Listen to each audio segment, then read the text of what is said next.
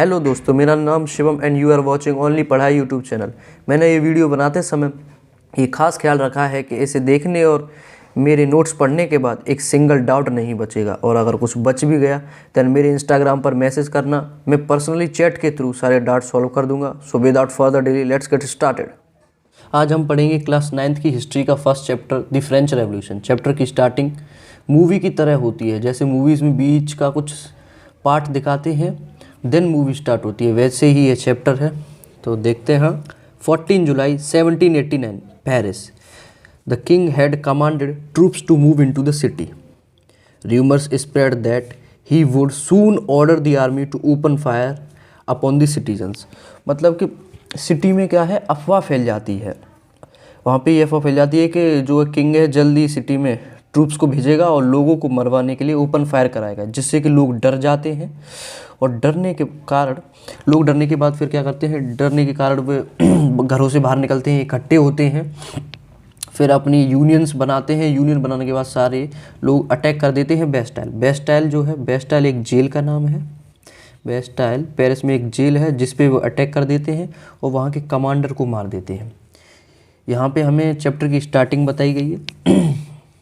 इसमें चैप्टर की हमें स्टार्टिंग बताई गई है कि चैप्टर में शुरुआत में क्या होता है। फिर हम देखेंगे बाद में कि ये सब कुछ क्यों हुआ, कारण क्या थे, इसके रीज़न क्या थे ये सब कुछ होने के, ये फिर हमें बाद में चैप्टर में पता चलेगा। अब हमारा यहाँ से मेन चैप्टर स्टार्ट होता है। France society during the late 18th century. In 1774 Louis 16 of the Bourbon family become king of the France. जो लुइस 16 था वो बोर्बन फैमिली का फ्रांस का राजा बन जाता है 1774 में, और उसकी शादी हो जाती है ऑस्ट्रियन प्रिंसेस मैरी एंटोनेट से। जब वह राजा बन जाता है तो उसे पता चलती है कि उसका सारा जो एम्प्टी ट्रेजरी, उसकी जो सारी ट्रेजरी थी वो सारी एम्प्टी थी due to long years of war. उसने फ्रांस काफ़ी दिनों से लड़ाई लड़ रहा था, इसकी वजह से उसकी सारी ट्रेजरी ख़त्म हो चुकी थी।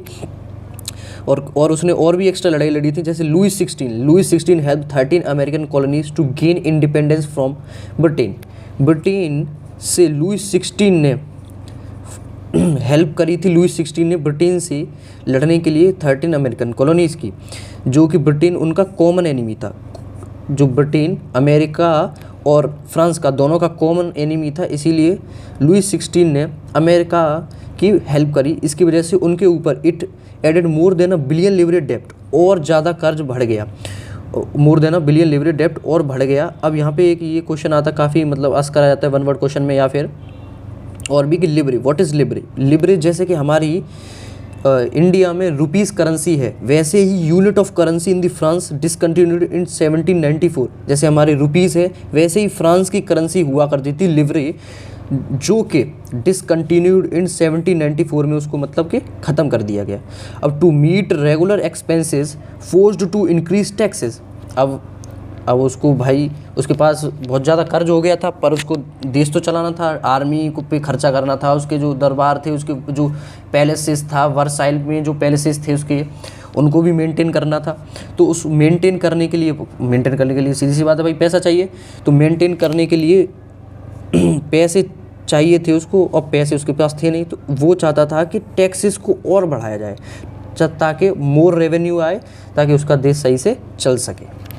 अब हम देखेंगे फ्रांस की सोसाइटी थी वो 18th सेंचुरी में कैसे डिवाइड थी।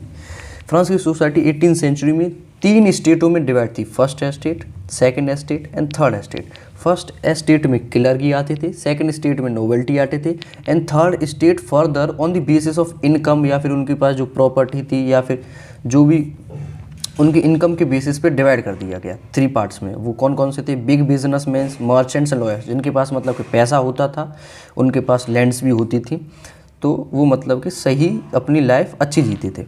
फिर आते थे सेकंड पीजेंट्स एंड आर्टिसंस, जिसके मतलब हाँ लैंड्स होती थी और वो मतलब कि अपनी लैंड्स पे खुद करके खा सकते थे और मतलब सही कर सकते थे। फिर आते थे small peasants and landless labour, जिनके पास ज़मीनें नहीं होती थी, बिल्कुल गरीब तकवे के लोग, बिल्कुल एकदम लोअर क्लास वाले लोग इसमें आते थे।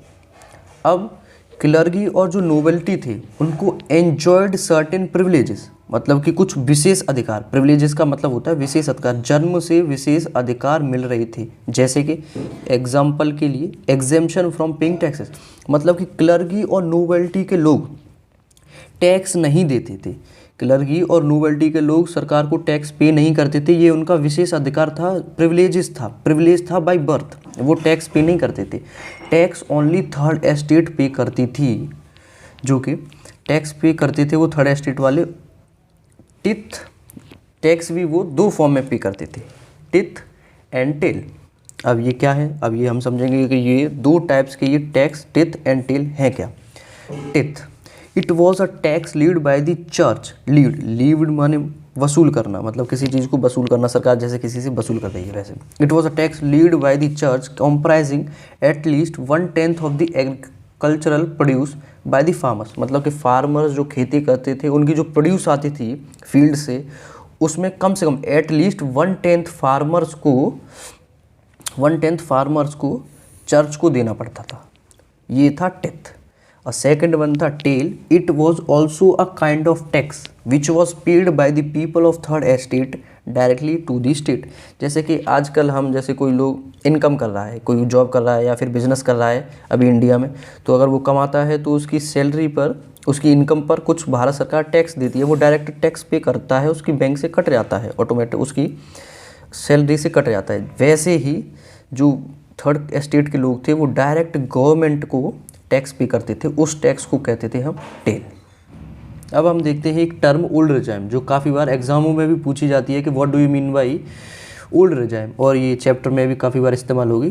तो old regime, the term old regime is usually used to describe the society and institutions of France before 1789। मतलब कि जो फ्रांस की जो सोसाइटी थी, वहाँ की इंस्टीट्यूशंस थे, मतलब वहाँ का एडमिनिस्ट्रेशन कैसा था, वहाँ की सोसाइटी कैसी थी, लोग कैसे रहते थे, उनको कैसे वो कैसे डिवाइड थे, और वहाँ पे एग्जीक्यूटिव और जुडिशरी वगैरह कैसे काम करती थी 1789 से पहले, तो उसको ओल्ड रिजाइम, उस पीरियड को ओल्ड रिजाइम कहा गया है। अब हम देखते हैं द स्ट्रगल टू सर्वाइव। जो पॉपुलेशन ऑफ फ्रांस थी 1715 में, वो थी 23 मिलियन, मतलब कि 2.3 करोड़, मतलब 2 करोड़ 30 लाख थी 1715 में, और वो बढ़कर 1789 में 28 मिलियन, मतलब कि 2 करोड़ 80 लाख हो गई। अब भाई एकदम ऐसे पॉपुलेशन बढ़ेगी तो लोगों की खाने की डिमांडें बढ़ेंगी, तो increase in demand for food grains, demand food की जो है इंक्रीज डिमांड हो जाती है। उसकी वजह से जब डिमांड बढ़ेगी, अब जैसे एकदम लोग बढ़ गए, अब उनके खाने के लिए डिमांड बढ़ेगी, पर प्रोडक्शन उतना नहीं है, तो अब उसकी शॉर्टेज हो जाएगी, डिमांड और सप्लाई में डिफरेंस आ जाएगा, उसकी वजह से प्राइस जो है बढ़ जाएगा कमोडिटीज़ का, तो प्राइस ऑफ ब्रेड उसकी वजह से बढ़ जाता है। अब प्राइस ऑफ ब्रेड बढ़ जाता है, और wages did not keep pace with rise in prices, मतलब उनकी जो लोगों की, वहाँ की वर्कर्स की जो सैलरी थी, पीजेंट्स की सैलरी थी, जो नॉर्मल वर्कर काम कर रहे थे, उनकी जो सैलरी थी वो प्राइस से पेस नहीं कर पा रहे थे, मतलब कि प्राइस एकदम बहुत बढ़ रहे थे, उनकी सैलरी नहीं बढ़ रही थी, तो अब वो उनके लिए काफ़ी मुश्किल हो रहा था। The gap between rich and poor बढ़ता जा रहा था, वाइडेंड होता जा रहा था। इसकी वजह से, इन सारी कंडीशनों की वजह से लेड टू सब्सिस्टेंस क्राइसिस मतलब an extreme situation where the basic means of livelihood are endangered, मतलब कि एक सिचुएशन आ जाए जहाँ पे कि बेसिक जीने के लिए जो चीज़ें ज़रूरत पड़ती हैं, जैसे खाना, वो खतरे, एंडेंजर्ड, जैसे हमने सुना होगा काफ़ी बार कि वो स्पीसीज़ प्लांट्स की या फिर एनिमल की एंडेंजर्ड कैटेगरी में डाल दी गई है, मतलब कि वो खतरे की कगार पे, मतलब ख़त्म होने वाली है, बहुत कम क्वांटिटी में बचे हैं वो स्पीसीज़। वैसे ही बेसिक जो मीन्स की, जिंदा रहने के लिए, लाइवलीहुड के लिए बेसिक मीन्स की जो ज़रूरत रहती है वो खतरे में आ जाए, मतलब कि पॉपुलेशन बहुत ज़्यादा हो और चीज़ें बहुत कम हो, तो उस कंडीशन को हम कहेंगे subsistence crisis. A growing middle class, 18th century witness the emergence of social groups term the middle class, मतलब कि 18th सेंचुरी में एक ग्रुप बहुत आगे बढ़कर उभर के आ रहा था, उसको हमने कहा middle class, who earn their wealth through an expanding overseas trades and from the manufacture of goods such as woollen and silks, जो कि अपनी आमदनी, जो कि वेल्थ कमा रहे थे बाई एक्सपेंडिंग ओवरसीज ट्रेड, मतलब कि दूसरों देशों से व्यापार कर रहे थे और वो अपना पैसा कमा रहे थे, और साथ ही में from manufacture of goods such as woollen and silk textile, मतलब कि वो टेक्सटाइल इंडस्ट्री से भी पैसा कमा रहे थे। All of these were educated, मतलब कि जो सारे मिडिल क्लास के लोग थे वो सब एजुकेटेड थे, पढ़े लिखे थे।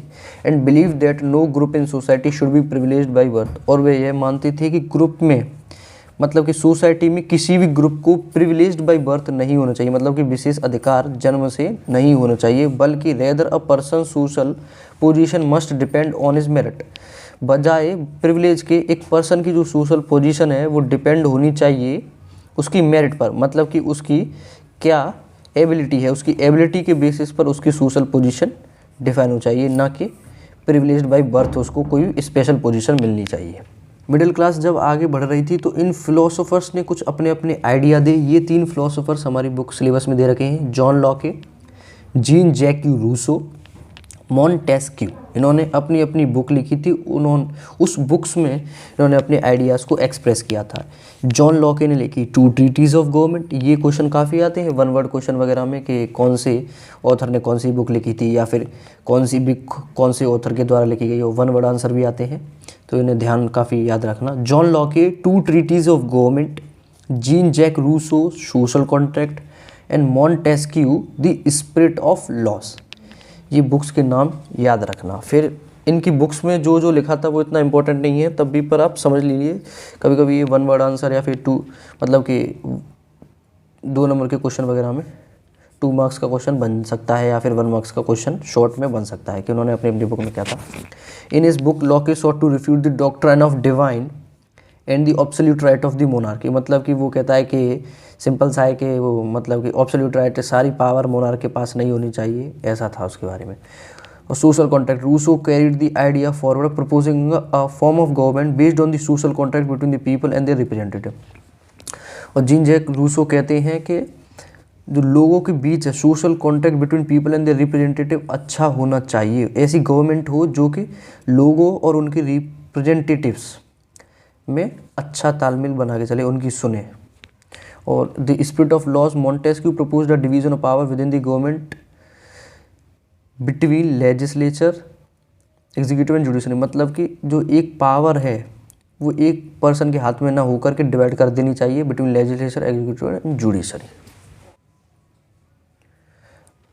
अब the outbreak of the revolution, जैसा कि हमने देखा था कि पिछले हमने पढ़ा था थोड़ी देर पहले कि Louis 16 had to increase taxes, chapter के स्टार्टिंग में, कि जो लुई 16 है हमारे टैक्स बढ़ाना चाहता था। But in old regime the monarch did not have the powers to impose taxes according to his will alone, मतलब कि ओल्ड रिजाइम में मोनार्क मतलब कि राजा के पास यह शक्ति नहीं होती थी कि वे अपनी मर्जी से टैक्सेस को इंक्रीज कर सके। बजाय उसको ही had to call a meeting of estate general which could then pass his proposals for new taxes. बजाय वो अपनी मर्जी से नहीं बढ़ा सकता था, उसको एक बॉडी की मीटिंग बुलानी पड़ती थी। वो कौन सी बॉडी थी? बॉडी थी एस्टेट जनरल। वो पास करती थी कि अगर टैक्स बढ़ाना है कि नहीं बढ़ाना है। अगर इस बॉडी ने पास कर दिया कि हाँ टैक्स बढ़ाना है, देन राजा बढ़ा सकता था। अगर इसने मना कर दिया तो राजा नहीं बढ़ा सकता था अपनी मर्जी से। अब एस्टेट जनरल थी क्या? The estate general was a political body to which the 3 estates send their representative. जो 3 एस्टेट थी, first estate, second estate and third estate, वो अपने रिप्रेजेंटेटिव सेंड करती थी। उन रिप्रेजेंटेटिव से बनती थी एस्टेट जनरल। जैसे हमारे इंडिया में अभी पार्लियामेंट है, वैसे ही वहाँ एस्टेट जनरल हुआ करते थे। Louis 16 called a meeting at Versailles. Louis 16 ने एस्टेट जनरल की मीटिंग जो है वर्साइल पे बुला ली।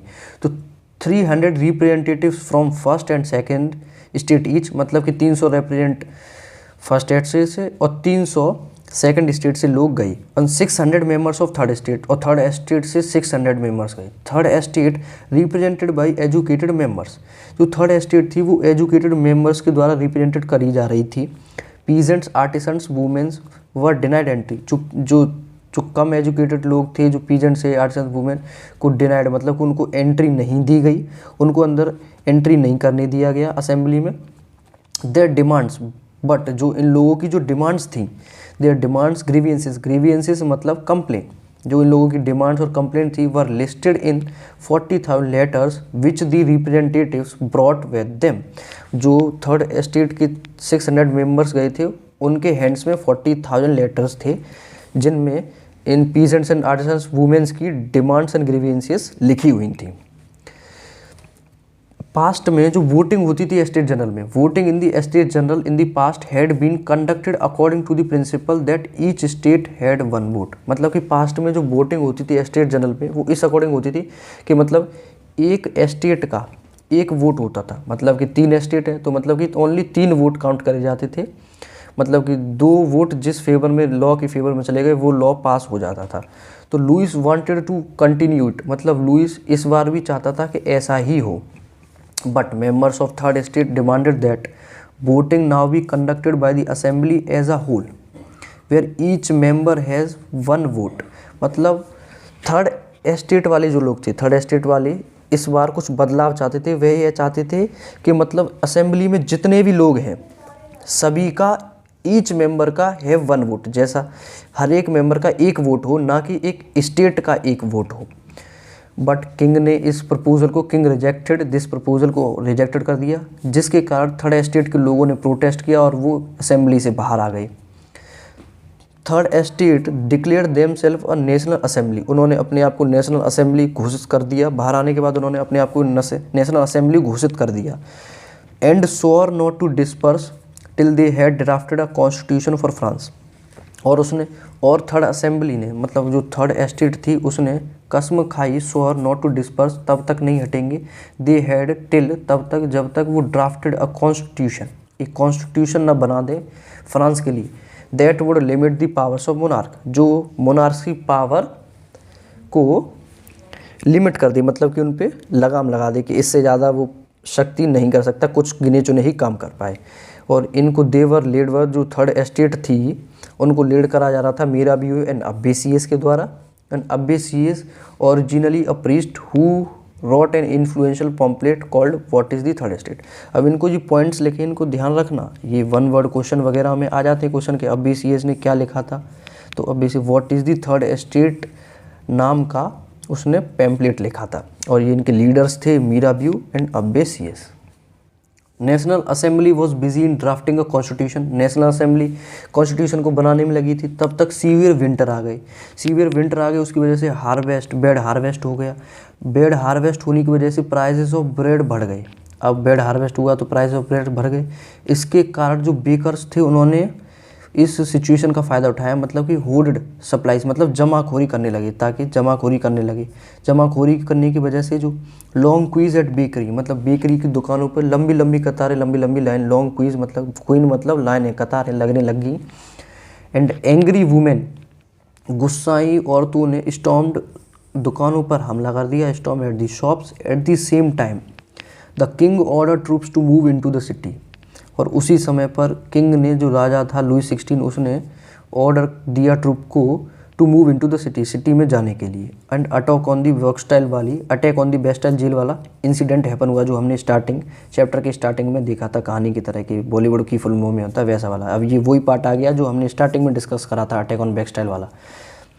फिर देखते हैं कि बाद में जब ये सब कुछ अटैक वगैरह हो गए तो finally Louis 16 finally accorded recognition to the national assembly. Louis 16 को फिर हार कर लास्ट में नेशनल असेंबली को रिकॉग्नाइज करना पड़ा, और ये एक्सेप्टेड, मानना पड़ा कि principle accepted the principle that his powers would now on be checked by the constitution. और इसकी शक्तियाँ हैं, जो मतलब पावर्स थी लुई 16 की, अब कॉन्स्टिट्यूशन के अकॉर्डिंग काम करेंगी।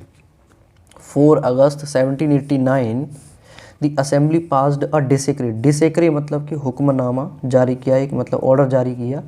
एब्लॉसिंग the feudal system of obligations and taxes, obligation मतलब कि बाध्यताएं, जो लोग पीजेंट्स को फ्यूडल सिस्टम मानना पड़ता था, मतलब कि लोगों के घरों में, मतलब कि जो फर्स्ट और सेकंड स्टेट के लोगों के घरों में काम, फील्ड्स में काम करना पड़ता था, उसको ख़त्म कर दिया गया। टैक्सेस, टैक्स कौन सा वाला टैक्स, जो चर्च को टैक्स देना पड़ता था ना, टेथ, वो टैक्स ख़त्म कर दिया गया। टेथ्स वर्क एबलाइज्ड मतलब कि जो वो टैक्स ख़त्म कर दिया। And land owned by the church जो वर कॉन्फिस्केटेड, कॉन्फिस्केटेड मतलब जब्त करना, जो चर्च लोग लैंड ओन्ड करता था उसको जब्त कर लिया गया। France become constitutional monarchy, the national assembly completed the draft of the constitution in 1791। इस डेट को काफ़ी याद रखना, ये मेन है, पूछ सकते हैं एग्जाम में 1 वर्ड क्वेश्चन में कि कब नेशनल असेंबली ने कॉन्स्टिट्यूशन का कंप्लीशन किया। मतलब कि नेशनल असेंबली ने कंप्लीटेड ड्राफ्ट, पूरा कॉन्स्टिट्यूशन बन के तैयार कर दिया था 1791 में। अब इस कॉन्स्टिट्यूशन के according powers were now shared among legislature, executive, judicial. मतलब कि पहले पावर्स थी मोनार्क मतलब राजा के हाथ में कंसंट्रेटेड थी, वो एक बंदा ही फाइनल डिसीजन ले सकता था, सब कुछ करता था। पर अब कॉन्स्टिट्यूशन के अकॉर्डिंग पावर्स को शेयर कर दिया गया लेजिस्लेचर, एग्जीक्यूटिव, जुडिशरी। जैसे अभी हमारे इंडिया में डेमोक्रेसी में है कि मतलब एक बंदे के हाथ में सारी पावर नहीं होती, लेजिस्लेचर, एग्जीक्यूटिव सबका अलग अलग काम है, कोई एक दूसरे में इंटरफेयर नहीं कर सकता। फिर constitution of 1791 vested the power to make laws in the national assembly. National assembly के हाथ में ये पावर दी कॉन्स्टिट्यूशन ने कि लॉ जो है नेशनल असेंबली बनाया करेगी, और जो नेशनल असेंबली है विच वॉज इनडायरेक्टली इलेक्टेड, और वो इलेक्टेड होगी नेशनल असेंबली इनडायरेक्टली। कैसे इनडायरेक्टली, कैसे? जो एक्टिव सिटीजन्स हैं, जो active citizens of the France, हम अभी पढ़ेंगे कि एक्टिव सिटीजन्स कौन होते हैं, वो चूज़ करेंगे ग्रुप ऑफ इलेक्टोर्स को। ग्रुप ऑफ इलेक्टर्स को चूज़ करने के बाद अब ये जो ग्रुप ऑफ इलेक्टोर्स हैं वो चूज़ करेंगे नेशनल असेंबली को। नेशनल असेंबली को ग्रुप ऑफ इलेक्टोर्स चूज़ करेंगे, जो कि नेशनल असेंबली लॉ बनाया करेगी। अभी हमने देखा था कि जो एक्टिव सिटीजन्स हैं वो इलेक्टोर्स को चूज़ करते हैं और इलेक्टोर्स जो हैं असेंबली को चूज़ करते हैं। तो अब हम देखते हैं एक्टिव सिटीजन्स हैं कौन। तो only man above 25 years of age who paid taxes equal to the at least 3 days of labor's wage were given the status of active citizens. Only they had to right to vote.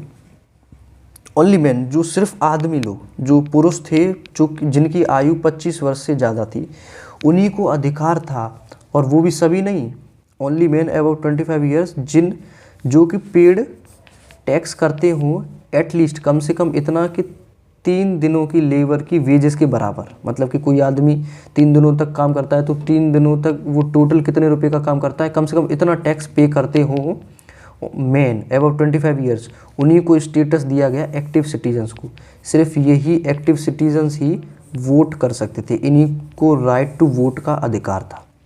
अब बाकी बचे कौन? अब मतलब active citizens एक population में से active citizens जो वोट कर सकते थे। अब बाकी बचे जो वोट नहीं कर सकते थे। जो वोट नहीं कर सकते थे वो थे ये पैसिव सिटीजन्स, जो वोट नहीं कर सकते। Whereas the remaining man as well as women, मतलब कि एक्टिव सिटीजन्स में वुमेन तो थी ही नहीं, ख़त्म कर दिया वुमेन को। Whereas remaining man as well as the women of France who were not entitled to vote were called the passive citizens. Last में जाते जाते एक टिप देना चाहूँगा कि एक बार जो मेरे नोट्स हैं उन्हें ज़रूर पढ़ना, और अगर वीडियो अच्छी लगी हो तो लाइक और चैनल को सब्सक्राइब करना। पार्ट 2 बहुत जल्दी आएगा। तब तक जय हिंद, जय भारत एंड स्टे हेल्दी।